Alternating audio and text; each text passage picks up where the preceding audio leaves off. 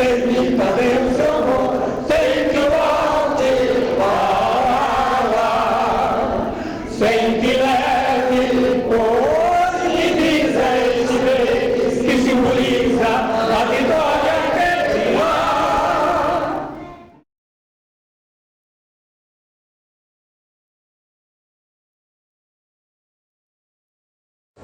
A internet trouxe o uso de imagens assim como algo corriqueiro. Antigamente, para conseguir fotos da Segunda Guerra Mundial, nós comprávamos fascículos, nós tínhamos aqueles livros do Círculo do Livro, que eram originalmente escritos nos Estados Unidos e Inglaterra, mas vinham com um anexo de fotos da FEB, que era incluído na edição brasileira desses livros, e a foto, que é a imagem, de uma forma geral, mas eu escolhi falar de fotografia, ela se tornou algo frequentemente usado, frequentemente visto, e cada vez mais estão aparecendo com pesquisas em arquivos, com arquivos familiares. Inclusive, nós temos tido uma enxurrada de imagens novas, não só da Segunda Guerra Mundial, mas também da febre. Como é que nós vamos lidar com isso? Quais são os problemas de lidar com essas imagens que existem em abundância, cada vez mais? Como é que nós podemos fazer bom uso delas? Os livros nas publicações oficiais, os sites, redes sociais, como é que nós tratamos desses problemas? Então eu escolhi para falar hoje algumas fotos bastante famosas. Eu acho que muitos dos que estão aqui devem conhecer as histórias que envolvem algumas dessas fotos e surpresas que elas nos trouxeram em tempos recentes. Obrigado. Enfim, essas análises mais recentes de algumas imagens bastante famosas da Segunda Guerra não foram feitas por mim, elas foram feitas por críticos de fotografia, historiadores, às vezes até blogueiros, que começaram a fazer perguntas sobre imagens célebres da Segunda Guerra Mundial, entre as quais essas do Capa, do dia D, sobre as quais ele falou bastante num livro que acabou sendo lançado no Brasil há uns 10 anos, que é o Ligeiramente Fora de Foco, que é como ele qualificou essas fotos que foram feitas no dia D. Então, segundo a narrativa dele, ele teria chegado à praia na primeira onda. O lado da praia que ele chegou em Omaha Beach, aquela praia, aquela praia onde desembarcaram a 1ª Divisão de Infantaria e a 29ª, ele teria chegado na extremidade esquerda, certo? Foi o primeiro ponto a ser rompido no desembarque. Às 6h30, junto com a primeira onda, não necessariamente com as primeiras barcaças de desembarque, mas ainda na primeira onda, teria ficado 90 minutos, ou seja, um fogo mais intenso, né? Maior número de baixas. Segundo ele mesmo afirmou, fez entre 72 e 144 imagens. Ele enviou essas imagens correndo para a Inglaterra, porque vocês imaginem, hoje nós vemos cenas da guerra da Ucrânia cotidianamente, trivialmente, da câmera do capacete do combatente, enviadas por drones. Todo momento nós somos bombardeados sem nenhum filtro, ao contrário do que acontecia na Segunda Guerra Mundial. Nós vemos essas imagens sem nenhum filtro, cenas extremamente violentas de gente sendo desmembrada, eviscerada, soldados se contorcendo de dor, enfim. Na época isso não era comum, havia um filtro, havia censura, todo mundo sabe disso, né? E havia a sensação de novidade da imagem. Então vocês imaginem Europa, Estados Unidos esperando ansiosamente pelo desembarque, que seria a tal segunda frente prometida pelos aliados, e quando ela acontece todo mundo quer ver, quer ter uma ideia visual do que está acontecendo. Então a disputa pela celebridade dessas imagens, por ser o primeiro, ela foi muito grande. Então o Capa afirma ter feito entre 72 e 144 imagens, e na pressa dessas imagens serem reveladas em Londres, um assistente inexperiente, um suposto Dennis Banks, teria deixado as estufas de revelação ligadas por muito tempo, com calor excessivo, e essas fotos teriam se derretido. A emulsão fotográfica que era usada na revelação na época teria se derretido e as fotos ficado ligeiramente fora de foco. certo? Daí que vem esse atributo, suposto atributo. Somente 11 fotos, na verdade são 10, são chamadas de The Great Eleven, as grandes 11 fotos de capa que sobreviveram ao acidente na câmera escura. E elas são tidas como as imagens mais dramáticas, mais precisas do dia dele. Bom, para quem não entende de aspectos técnicos de fotografia, para muita gente, isso passou por muitos anos. Passou batida. Eu acreditava piamente nessas imagens. Eu achava que o capa tinha mesmo chegado na primeira leva, tinha registrado rapidamente ali as cenas naqueles obstáculos de aço, ficado, perdeu a maioria, mas alguns especialistas em fotografia começaram a levantar perguntas e repararam que ele tinha cruzado o Canal da Mancha num navio que só chegou à praia às 8h15, que dessas 10 fotos, provavelmente, elas foram as únicas feitas, que a maioria das fotos não foi feita ali na arrebentação do mar, foi feita da rampa, e que ele já é fotografado num navio que sai da praia às 9h30, às 9 horas, perdão. Ou seja, ele não aquela história que ele contou de ter chegado na primeira onda, de ter ficado 1h30, não pode ser verdade. E muitos peritos em fotografia, na verdade isso foi um trabalho conjunto, começaram a questionar essa versão do derretimento da emulsão, inclusive repetiram o experimento, deixando fotos reveladas por emulsão em câmeras aquecidas para ver se de fato acontece, né, algo parecido. E além disso, alguns elementos das fotos contradizem o que o capa está falando. Para quem conseguir ver aqui na tela, essas são duas fotos dele. Então realmente ele está tirando uma foto da praia em direção ao Canal da Mancha. Tem soldados abrigados aqui que muitas vezes foram tidos como soldados da 1ª Divisão de Infantaria, preparando-se para avançar.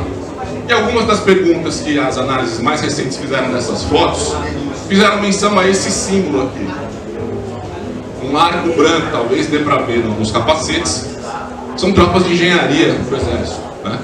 E algumas delas, em particular as de transmissões, chegaram um pouco depois das primeiras tropas de demolição, que pertenciam ao mesmo batalhão até. Então o pessoal começou a analisar isso e viu que de fato tem algumas incongruências nessa foto.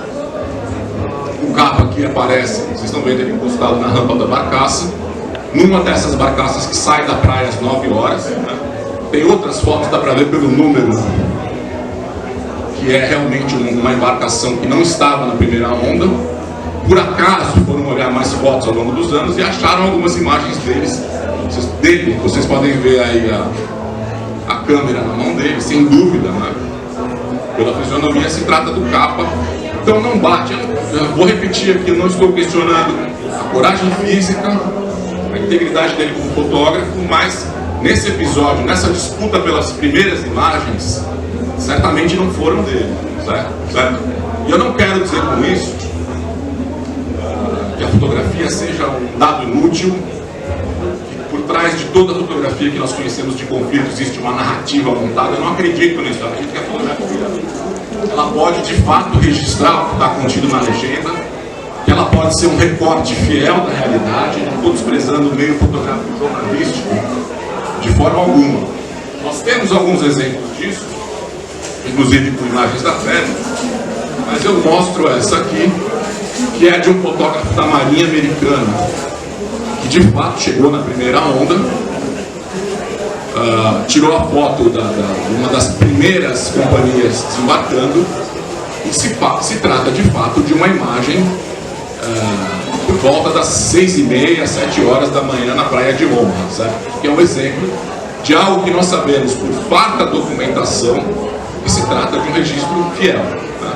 Então, para assinalar que não descarto aqui de forma alguma qualquer ideia de que a fotografia não consegue registrar a verdade, não é nada disso, mas elas sempre deixam perguntas que podem ser feitas. Esse aqui é o caso mais interessante, né? Talvez seja a foto mais famosa da Segunda Guerra Mundial, do Joe Rosenthal. Acho que muita gente, se não leu o livro, deve ter visto o filme do filho de um suposto padioleiro da Marinha que estaria nessa foto, o Conquista da Honra, aqui em português, Foi dirigido pelo Clint Eastwood, blockbuster, elenco de primeira. E ao longo dos anos, começaram a também surgir questionamentos a respeito da veracidade dessa foto. Essa foto, sem dúvida nenhuma, é real. Ela é tida como uma foto encenada, que eu acho que é uma forma infeliz de qualificar. A única coisa que aconteceu é que se pediu que uma segunda bandeira fosse hasteada. Havia fotógrafos nas duas ocasiões presentes, eles registraram as duas bandeiras em cima do Monte Suribachi. Só que a primeira, que eles chamam de foto Gung Ho, é uma bandeira menor. E pediram algo que trouxesse maior impacto para o moral dos fuzileiros navais americanos que estavam lutando contra os japoneses em Iwo Jima. Então o oficial dos fuzileiros navais pediu uma bandeira maior e pediu que se registrasse o momento. E da mesma forma, a celebridade que essa foto trouxe, ela foi enviada por rádio foto para os Estados Unidos, saiu na capa dos jornais, né, um país exausto de guerra, cansado, um país que a princípio não queria entrar na guerra, né, o filme mostra isso muito bem. Precisava de dinheiro, estava fazendo uma nova campanha de bônus de guerra e quis usar esses combatentes como elementos da propaganda. E ali no meio, o cara está há dias combatendo. Existe algumas explicações para os problemas de identificação desses homens ali. 3 deles morreram no combate, imediatamente depois da foto. E foi difícil identificar alguns, né? Mas existe uma identificação célebre, que é aquela que sai, que tem os nomes do monumento em Washington, que sai nos jornais, enfim. E nós sabemos hoje que 3 dos homens não foram identificados corretamente. Ninguém sabia direito. Foram analisar detalhes muito pouco visíveis nas fotos. Se o cara estava com a calça dentro da perneira, estava fora, se estava com o burnout do lado esquerdo ou do lado direito. E por meio da comparação com as fotos anteriores, existe uma série de fotos dessa que é chamada Gun Ho. Dá para ver direitinho quem é quem. Enfim, se vocês se lembram um pouco do filme do Clint Eastwood, vai dar para ver que esses nomes aqui não correspondem ao que aparece, certo? O próprio filho do autor do livro, o James Bradley, não está na segunda foto, mas ele está na primeira. Quer dizer, existe algum sentido em se questionar se o camarada é mesmo um hasteador da bandeira? Do ponto de vista da glória dele, da valentia, da bravura, nenhum. Mas se nós formos fazer as coisas com rigor, identificar quem está na foto, de fato ele não está na segunda foto. Sem dúvida nenhuma estava ali, certo? Então, o Corpo de Fuzileiros Navais americano revisou essas legendas sequencialmente, primeiro com o primeiro dos nomes que inclusive aparece no filme, esse primeiro equívoco já é contemporâneo à guerra, depois um em 2016, não é isso?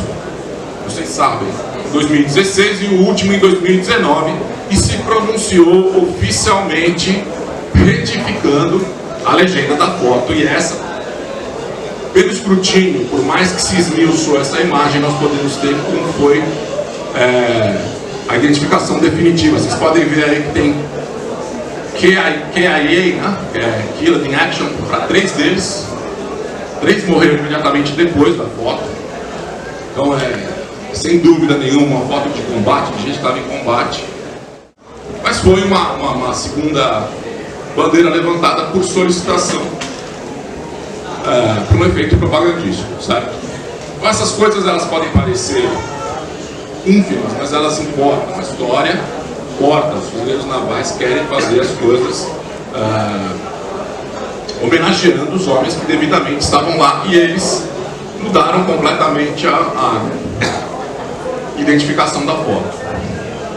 Apesar disso, né, os filmes saíram. O filho do John Bradley, que era um enfermeiro da Marinha que estava ali atuando junto com os fuzileiros navais, ele não fala mais do assunto. Ele admitiu que o pai não estava na segunda foto, aceitou a retificação oficial, governamental. E, enfim, nos perguntaram se o pai tinha certeza. É difícil, né? Quando você conversa com um número expressivo de veteranos na Segunda Guerra, a gente começa a perceber que a memória é falha, né? Você está há dias ali em ação Você não vai registrar tudo. Uma viagem tranquila, a gente não consegue lembrar tudo, lembra de flashes. Imaginem num caso como esse. Então, também acho que não vale a pena fazer perguntas se eles propositadamente se colocaram na segunda foto. Acho que não é esse o ponto. Não é esse o ponto dessa fala e não é o ponto de quem também levantou as perguntas sobre essa foto. O que isso diz para nós, né, sobre as fotos da FEB? Aqui eu já só estou mostrando o que eu já falei. Né? O que isso diz para nós? Como é que nós podemos, hoje, tendo a Segunda Guerra em função dos seus 80 anos, né, vamos trazer o assunto do Brasil agora. Estamos fazendo 80 anos do início da FEB, dos grandes combates, 80 anos do fim da Segunda Guerra Mundial. A Segunda Guerra está sendo cada vez mais lembrada, sem dúvida nenhuma, é o assunto do momento. FEB, Segunda Guerra, inclusive pelo risco de um novo confronto mundial, que era algo que, no tempo que eu atuava como professor, era algo que ninguém cogitava, né, mas não ia mais existir esse tipo de guerra de grandes proporções, o que se chama de alta intensidade. E de repente está todo mundo falando em guerra de trincheiras, em Segunda Guerra Mundial, em blindados, que eram coisas que supostamente teriam sumido do mapa dos conflitos. Então a Primeira e a Segunda Guerra Mundial são assuntos do momento também por essas razões, certo? Bom, vamos tentar trazer essa discussão das perguntas que nós podemos levantar sobre as fotos para a nossa realidade aqui. E em alguns casos nós somos bastante felizes em ter bons registros, em outros eu acho que há algumas perguntas que continuam podendo ser levantadas. Fotógrafos do DIP, os fotógrafos cinegrafistas, primeiramente foram mandados nos primeiros escalões, tiveram dificuldades em atuar por causa da censura. Nós estávamos num regime que era ditatorial, não permitia a livre expressão, todos os jornais controlados pelo DIP, todo mundo disso sabe aqui, todo mundo aqui sabe disso. Muito receio em mostrar o que estava acontecendo. A FEB sofre um revés. Em 31 de outubro de 1944, eles avançam ali numa primeira fase das operações, quando os alemães estão fazendo aquela manobra clássica de recuar, deixando uma retaguarda ali para segurar um pouco a tropa, o que se chama de trocar espaço por tempo, certo? Quando eles chegam de fato na linha gótica, em 31 de outubro de 44, eles vão sofrer um contra-ataque de verdade, porque ali era de fato uma posição que os alemães queriam defender, e isso causou um certo constrangimento no comando da FEB, porque foi a primeira experiência de sofrer um contra-ataque alemão em grandes proporções, né? Eles foram atacados por efetivo de batalhão. Tinha um batalhão do 6º Regimento de Infantaria na frente, eles foram atacados por 3 batalhões alemães e italianos ali mistos, ou seja, quase um efetivo de regimento atacando um batalhão nosso. O pessoal retraiu, algo absolutamente normal na guerra, e começa a haver problema com os correspondentes. Eles começam a ter menos permissões para chegar na linha de frente. E aí nós temos uma fase assim que é meio um hiato nas imagens da FEB. E por incrível que pareça, continuam aparecendo algumas coisas, né? Os filmes dessa fase da campanha inicial estavam na Cinemateca.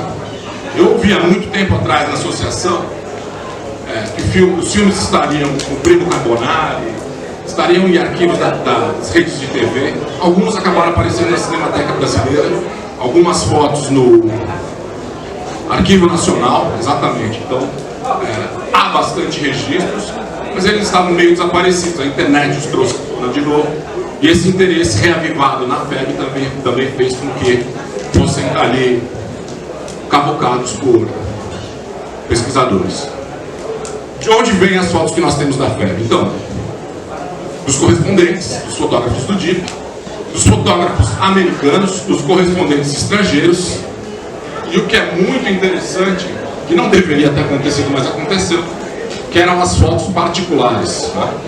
Nenhum combatente tinha autorização para ter uma câmera fotográfica e registrar a foto, mas a gente sabe que quando você vê o álbum de um veterano, tem fotografia de monte, porque o pessoal ou levou câmera escondido, ou conseguiu na Itália, tomou de soldado alemão, adquiriu ali no comércio quando era possível, e fizeram esses registros. Então nós temos todas essas fontes aqui para imagens da FEB.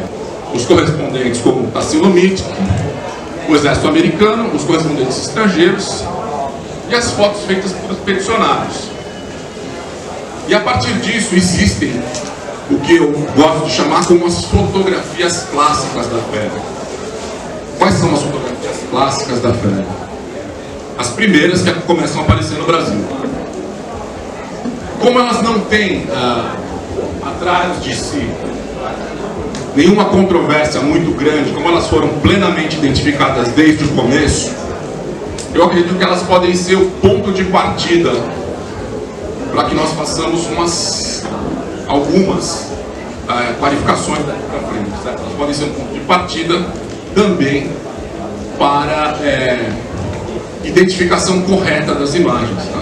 Cada vez aparecendo mais, cada vez sendo alvo de maior interesse, então acho que cabe ter precisão na forma como elas são usadas em publicações, sejam oficiais, acadêmicas, militares, civis, e tentar espalhar essa cultura para quem está reproduzindo as fotos da FEB. Porque o que existe de conta tratando de FEB em rede social saiu do nosso radar até. Cada dia tem mais surgindo, né? Novas e novas contas de jovens que se interessam pelo assunto e passam a publicar. Então as primeiras fotos da FEB, além da imprensa, chegam no Brasil por meio da revista Em Guarda. Embora não seja um livro fotográfico, a obra do General Mascarenhas traz algumas dessas fotos clássicas. Essas aqui também, com exceção das duas de baixo, são conhecidas, são fotos de álbuns pessoais. As duas de cima estão entre as clássicas, né? Por que clássicas? Saíram em livros conhecidos. Por exemplo, essa aqui saiu num livro extremamente famoso no Brasil, que é o 30 anos depois da volta. Livro do general Otávio Costa, perfeitamente identificada como sendo do desfile de 31 de março de 1944. Nós sabemos por alguns elementos também. O primeiro desfile, eles estavam com equipamento antigo. Perdão, 24 de maio. No desfile de março, eles estão com equipamento antigo. Aqui eles já estão com a aparência mesmo da tropa expedicionária. A segunda foto de um pelotão do 6º Regimento de Infantaria, na Toscana. Sai numa revista Em Guarda, mais ou menos de quando? Outubro. Segundo semestre de 1944. Então, pela aparência da tropa, nós podemos depreender com bastante proximidade o momento que essas fotos foram tiradas. Aqui não tem como, né, não ser na defensiva de inverno. Está todo mundo de capa branca. Essa foto é uma foto de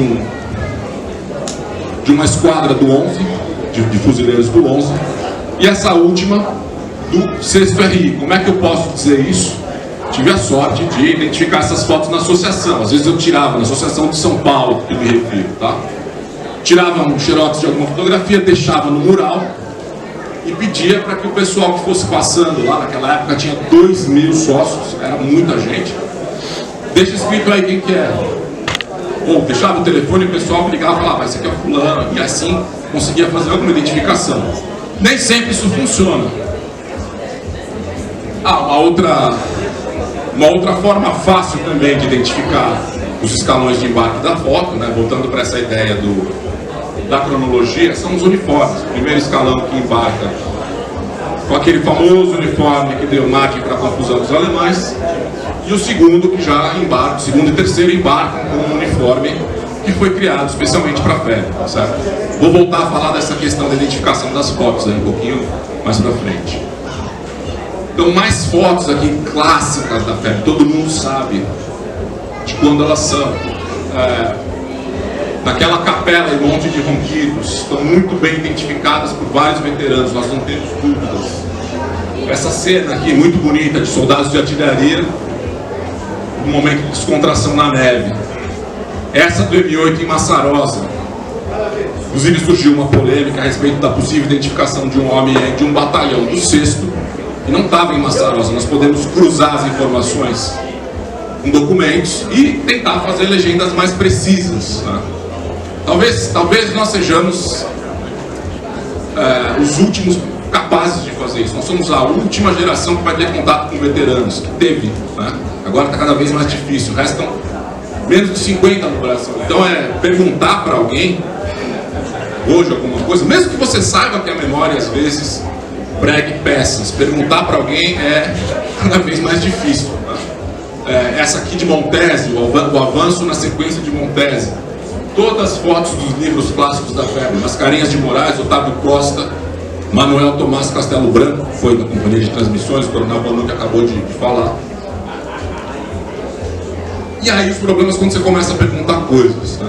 Então eu me lembro, na Associação de São Paulo, de ouvir uma conversa de que esse indivíduo aqui, esse graduado, não seria o Sargento Wolff. Esse não é o Wolff, e esse aqui sou eu. E o veterano não tinha sido do 11RI. Não tinha sido do 11RI. E eu pensei, poxa vida, esse veterano ele tem a memória muito boa. Ele atuava como diretor da associação. Você conhece essa história? Já falei sobre isso? Já? Ele atuava como diretor da associação. Era um cara que falava com muita propriedade sobre a febre, porque tinha trabalhado no QG do Mascarenhas, se lembrava de muita coisa, fazia croquis. Mas não é possível, né? Como é que pode ser? E apesar disso, a memória dele estava pregando uma peça, porque ele se lembrava o seguinte: apareceu um fotógrafo americano uma vez, pegou o sargento, acho que era Almeida, que era um tipo meio despachadão assim, pediu para eles segurarem umas armas, fez a gente se colocar numa disposição de combate, registrou foto. Só que isso foi para trás de porreta, certo? Só que a foto a qual ele se referia, isso fazia mais de 50 anos já, isso foi nos anos 90, era essa aqui. E a minha dúvida ficou esclarecida, porque muitos anos depois eu tomei contato com essa foto, e como toda foto americana, não vou passar muito tempo aí para ninguém ver de quem que eu estou falando, não tem necessidade, tem os homens identificados atrás. Quer dizer, esse veterano ele não estava enganado, ele foi realmente fotografado por um correspondente de guerra americano. Só que nessa situação, ele está nessa foto, como eu pude descobrir, ao ver o nome dele na legenda, que é de praxe nas fotos americanas, inclusive o nome do fotógrafo. Confusão esclarecida. Como é que ele ia lembrar tanto tempo depois que a foto foi tirada na neve, foi uma disposição diferente, o fotógrafo estava mais próximo, né? Muito difícil, né? Nós queremos exigir uma precisão dessas da memória. Em tempo de guerra nossa já é complicado, em tempo de guerra, sabe? Então é possível sim corrigir algumas coisas, cruzar a memória pessoal. Usei muito, eu escrevi alguns livros sobre a febre, usei muito a memória. Também não quero dizer que seja uma fonte de informação inútil, pelo contrário, muito útil. Mas para assuntos precisos assim, é recomendável tomar mais cuidado. E aí tem a foto famosa da rendição de Fordoso, para a qual eu acho que também cabem algumas perguntas. Eu mesmo já publiquei essa foto aqui, eu fiz um livro há 30 anos, publiquei essa foto de um suposto sargento brasileiro, naquilo que eu acreditava ser verdade. Acreditava que esse era um sargento brasileiro mesmo, guardando os prisioneiros da 148, logo depois ali da entrega das armas em Fornovo. Porém, tomando contato com uma documentação e olhando aquela foto seguinte com mais calma, eu acho que é possível levantar algumas perguntas para as quais eu não tenho resposta. Eu não sei mais se esse homem é de fato brasileiro. Porque existe uma documentação que eu achei no meio de alguns relatórios da intendência da FEB, mostrando que os prisioneiros foram conduzidos até um certo ponto por tropa brasileira, depois passados para a mão de uma companhia de intendência americana. Na Itália, a intendência americana era segregada, eram quase todos soldados negros. Tinha uma grande unidade de infantaria só na Itália, que era 92. A maioria dos soldados negros combatentes na Itália não estavam na infantaria, estavam em unidades logísticas. E aí nós vemos, de fato, um MP brasileiro, dá para perceber que ele é brasileiro. E na segunda foto, os prisioneiros já atrás de um cercado, sob guarda de um soldado cuja nacionalidade eu não sei dizer qual seja. Ele está com uma peça de uniforme que é rara na FEB, embora os brasileiros tenham recebido uniformes americanos. Eles receberam poucos desse modelo. É muito difícil. Vocês podem pegar centenas de fotos de soldados brasileiros e ver que esse tipo de casaco não aparece. Aparece às vezes na retaguarda. Estou dizendo que ele não é, não sei, realmente não dá para responder. Segundo, o hábito dos americanos de tirar o bipé do fuzil automático Browning. É muito difícil você ver uma foto da FEB em que o Browning esteja sem o bipé. Eu vasculhei várias fotos de pelotões, as fotos de Montes, o pessoal o bipé sempre aparece. E entre os americanos era muito comum. Não sei porquê, não deve ser muito eficaz, mas enfim. Prática comum entre os americanos, incomum na FEB. Mas o que mais me chama a atenção é o fato dos soldados estarem atrás de um cercado de arame, que é o que a documentação do transporte desses prisioneiros informa. Né? Eu falei que eu achei a documentação no meio de um relatório de intendência, os caminhões de intendência que acabam levando eles para a retaguarda. Eles improvisaram um cercado lá numa área que era de fazenda, enfiaram o pessoal atrás, já tinha uma certa parte que era gradeada, e aí nós vemos o pessoal sob guarda. Então é uma pergunta que eu não consigo responder. Hoje eu não usaria, no livro que eu fiz há 30 anos, não usaria mais essa foto como sendo certamente de um brasileiro, embora sem dúvida ela é uma foto da edição de Forno. Isso aqui nós podemos dizer que é brasileiro, sem nenhum questionamento. Né? Tem outros elementos que identificam, mas essa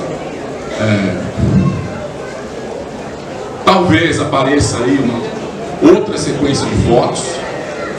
Quem sabe onde possa estar guardado. Dessa cena em específico nós temos uma, mas pode ser que apareçam mais. De repente ele está encostado no navio americano, tem mais soldados americanos ou brasileiros nas proximidades e vai ser possível. Por enquanto não é possível responder, eu espero que um dia seja. E por último, né, essa célebre foto da patrulha em Roca Corneta está sendo reproduzida a exaustão no incêndio de Monte Castelo. É um erro mais fácil de ser corrigido, mais fácil de responder essa pergunta. Simplesmente digitar o nome do local na internet e ver que se trata de Roca Corneta. Então, tem algumas perguntas mais fáceis e outras mais simples de responder. E se nós quisermos deixar para o futuro informações melhores sobre essas imagens, é certo que nós vamos ser a última geração com alguma facilidade para fazer isso. A não ser que inventem uma máquina, não sei, mas é isso aí que eu tinha para falar, pessoal. Muito obrigado pela atenção. Espero que tenha...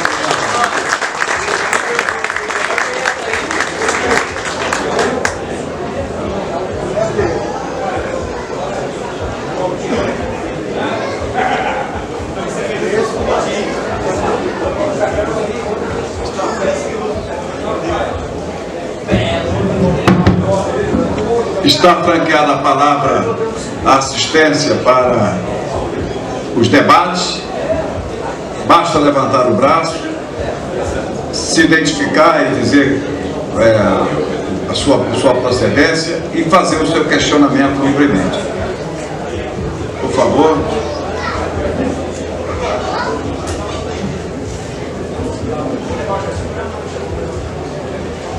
Campione, sobrou para mim, né? Quando tem perguntas, eu falo. Ah, você, por favor. Curiosidade, César. Aquela foto que é a segunda que foi identificado e depois foi corrigido. E a primeira foto, tem a identificação em algum lugar? Sim, conseguiram fazer a identificação a partir da primeira foto. Sim, eles conseguem fazer a identificação a partir da primeira foto que já saiu. Mas é a foto do John Rosenthal, que é o fotógrafo da foto mais famosa. Ele registrou as duas. Um outro fotógrafo dos fuzileiros também registrou, que morreu, logo depois esse fotógrafo morreu em combate em Hiroshima. Então, a identificação da segunda foto foi feita a partir dessas primeiras. Porque você vê a face e você vê os detalhes. São coisas, desculpa o termo, de nerd, né? E algum deles Esse cara ficou olhando muito para a Polônia. Algum deles está na primeira e na segunda? Muitos, inclusive o John Bradley, que estaria supostamente na segunda, ele está claramente na primeira. Obrigado.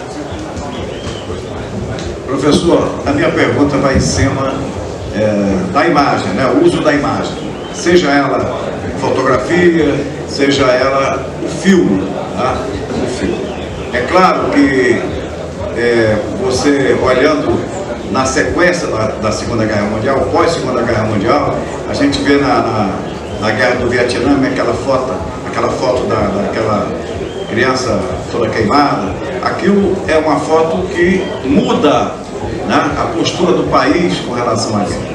Né? Então, quer dizer, isso que o senhor nos traz hoje, que nos apresenta hoje, realmente é muito importante. Né? O uso da imagem para a história, né? O uso da imagem para as políticas, tá certo? Da guerra. Então, eu gostaria que o senhor tecesse um pequeno comentário sobre a validade, por exemplo, comparando, né? Vamos comparar aqui a Segunda Guerra com o que aconteceu no Vietnã e o que está acontecendo hoje, tá certo? Como é que a gente pode, vamos dizer assim, esse filtro que lá era do governo, tá certo? Que tanto nos Estados Unidos quanto aqui no Brasil havia esse filtro, hoje, né? Como é que o senhor vê essa falta de filtro e que isso, de que forma isso colabora com a história, com a verdade, né? Eu queria que eu ouvisse a sua opinião a respeito. A primeira foto de um soldado americano morto só sai na imprensa dos Estados Unidos em 1943, porque se acreditava que seria algo chocante demais para ser visto. O governo não queria que se mostrassem essas imagens para manter o apoio da população, que era dúbio, ambíguo, em função da forte tendência isolacionista que existia dentro dos Estados Unidos. Acontece que, como nós até vemos no filme O Conquista da Honra, os Estados Unidos já estão cansados no final da guerra. Em 1943 havia muito pela frente e havia um bom trabalho de convencimento a ser feito da população. Então as fotos começaram a ser vistas de uma outra maneira. Em vez de mostrar fotos de soldados mortos, é algo que seria considerado como um fator de abater o moral, passou a ser entendido como algo que levantaria o moral, como algo que daria, como uma informação visual que daria uma ideia do duro desafio que ainda existia pela frente e do empenho que era pedido não só das Forças Armadas, como da população civil, porque os Estados Unidos fazem um esforço de guerra, eles armam a União Soviética. Não é um feito pequeno, certo?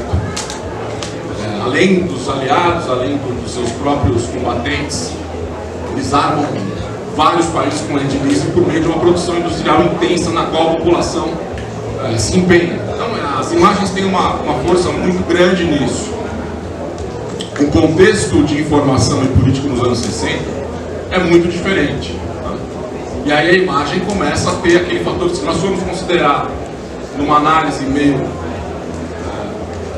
levando em consideração os 3 pontos da ideia com que Clausewitz entende que seja o equilíbrio entre elementos que levam à vontade de continuar combatendo, né? A harmonia entre as forças racionais, podem ser considerados o governo, população e forças armadas. Se não houver algo muito coeso ali no meio, esse esforço de guerra ele vai se diluir, vai acabar sucumbindo, o que acontece no Vietnã. Agora, hoje em dia, eu acho que nós temos uma terceira situação, com essa quantidade enorme de imagens, que é o embrutecimento. Elas deixam de fazer sentido, elas deixam de chocar. Eu recebi imagens do meu celular de soldado agonizando, sem perna, eviscerado, se suicidando, por causa dos drones, por causa das câmeras de capacete. Quer dizer, para mim isso continua chocando, sempre vai chocar, certo? Mas eu não sei qual o poder de convencimento que isso, geralmente com musiquinha alegre, né? O pessoal gosta de mandar isso com musiquinha divertida, como se vê o combatente morrendo fosse algo engraçado, independente dele ser russo ou ucraniano. Mas é algo que talvez não tenha mais o poder de convencimento, embora a Ucrânia tenha explorado o poder da imagem de forma muito eficaz, né? Posta foto de criança, eles têm um trabalho de informações, de convencimento da opinião pública, que é muito bem feito. Eles estudaram isso a fundo. Eles tiveram missão americana desde os anos 90, né? Na verdade não com o exército, mas com a Guarda Nacional. e se inspiraram muito nisso. O Guarda Nacional dos Estados Unidos, o Texas, se eu não me engano, tinha uma missão junto ao exército ucraniano há muito tempo. E está funcionando, porque eles conseguiram angariar bastante apoio. Mas são três situações, né? Uma em que a FOC suportou, ou se melhor dizendo, apoiou as coisas de guerra. Segundo, em que ela, não só a foto, já nos anos 60 tinha muito noticiário televisivo, as imagens em geral fizeram eles se diluir. E um terceiro, que está talvez se tornando a imagem relevante, dada a sua abundância de coisas que nós não imaginávamos que viríamos assim, com tanta quantidade num tempo bem recente. Professor, muito obrigado pela sua clareza, né? Pela novidade, as novidades que o senhor trouxe para nós aqui. Tá? Então, vou convidar o Coronel Daróis, nosso professor, escritor também, produtor, para que faça a entrega de um diploma e de uma lembrança da sua participação aqui.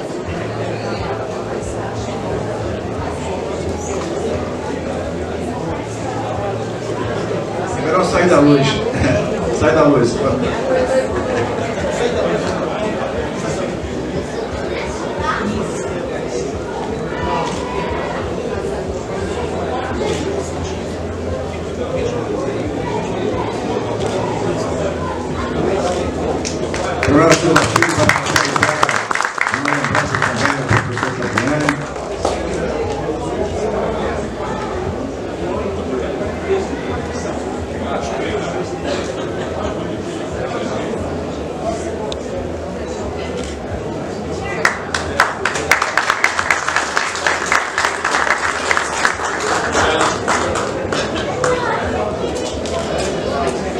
Obrigado, professor.